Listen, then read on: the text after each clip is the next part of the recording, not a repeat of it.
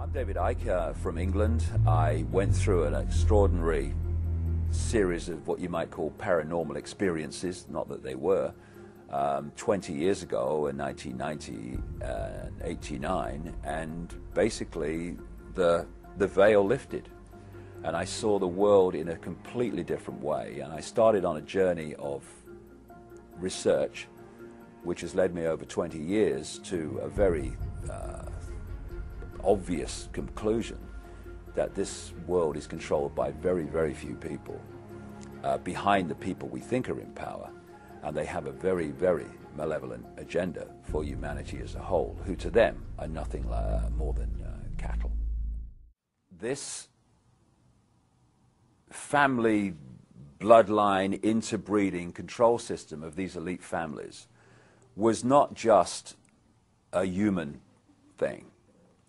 It went beyond that into entities that are anything but human. And it was only with the passage of the years and more research when I started to realize the nature of this reality that we're experiencing, that made sense in how this structure is playing out. Just outside of the frequency range of visible light, there are entities that are anything but human who have been manipulating this reality, this world, for eons. And because they are operating on a frequency that's different to ours, they have to manipulate our world through conduits, and interfaces. For instance, when you see scientists in a laboratory, they want to work with material that's very dangerous. So the material will be in a big glass tank, and they will be outside the tank, and they'll put on those gloves, and they can work from outside the tank into the tank and do what they have to do. It's very, very similar in theme to what these Illuminati bloodlines have been bred for. They are bred to be the vehicles within visible light, this world that we experience, of these entities. And if you go back and you look at religious beliefs, etc., of the ancients and the accounts of the ancients, these entities, which go under different names, some people call them the serpent race, some people call them demonic.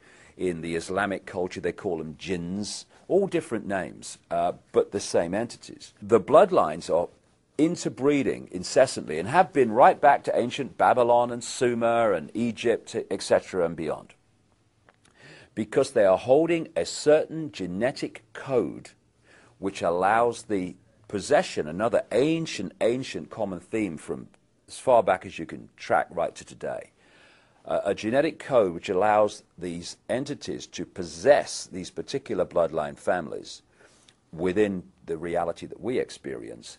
And these families are therefore simply vehicles of these demonic entities. You research any of these families, be it the Rothschilds, the Rockefellers, Greenspan, Alan Greenspan, any of these people, you will go eventually into black magic, blood-drinking human sacrifice rituals where they make sacrifices to the gods.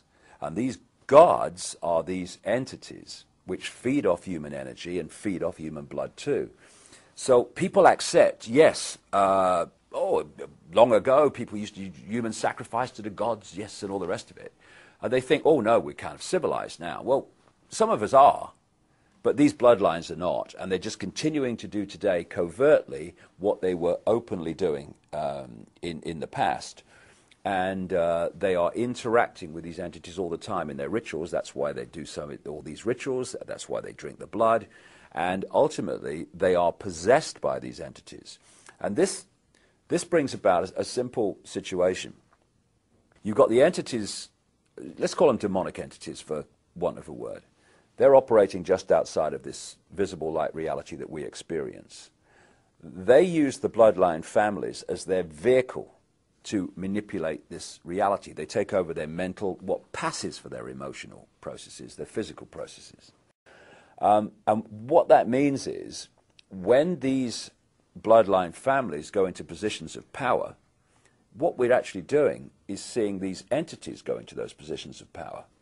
And so the secret society network is there to manipulate these bloodline families and their agents into the positions that dictate society and the direction it goes and all the rest of it. And because we can only decode their visible light level, we see the human level. We see people under different names called Rockefeller and Rothschild and Bush and Obama and all the rest of it.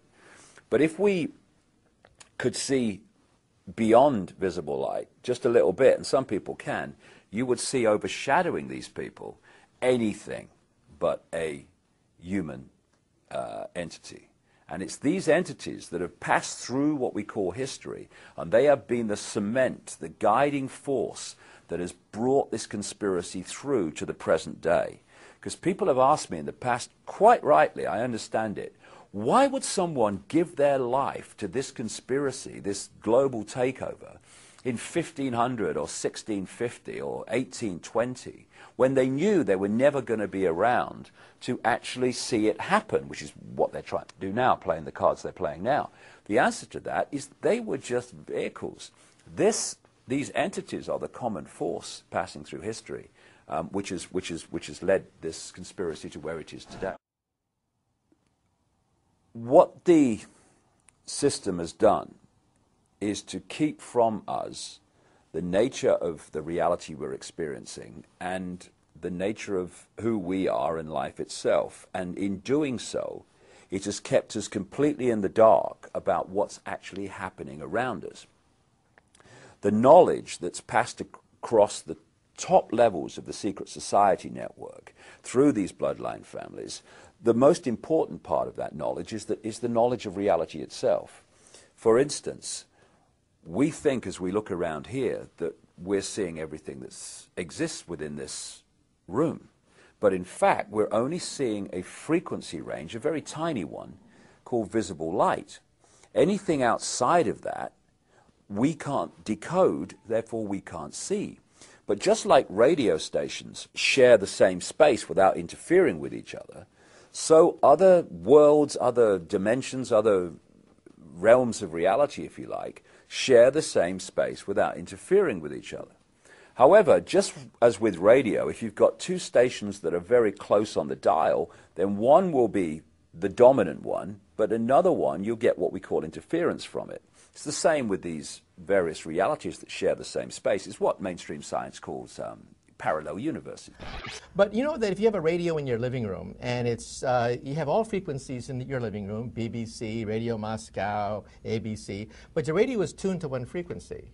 You're decoherent from all the other frequencies. You're only coherent with one frequency. Right. We now believe that the universe is vibrating and that there are vibrations of different universes right in this room.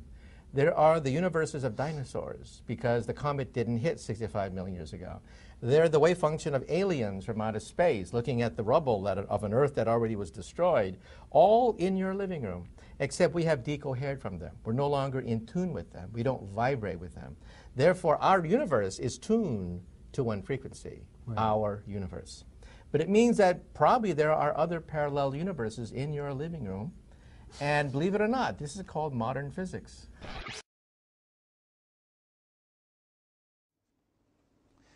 These reptilian entities seem to operate, and again, it's not just reptilian. There are many different kinds of entities that do not have a human form that operate just outside of human sight, and history has recorded them as demons and all this stuff.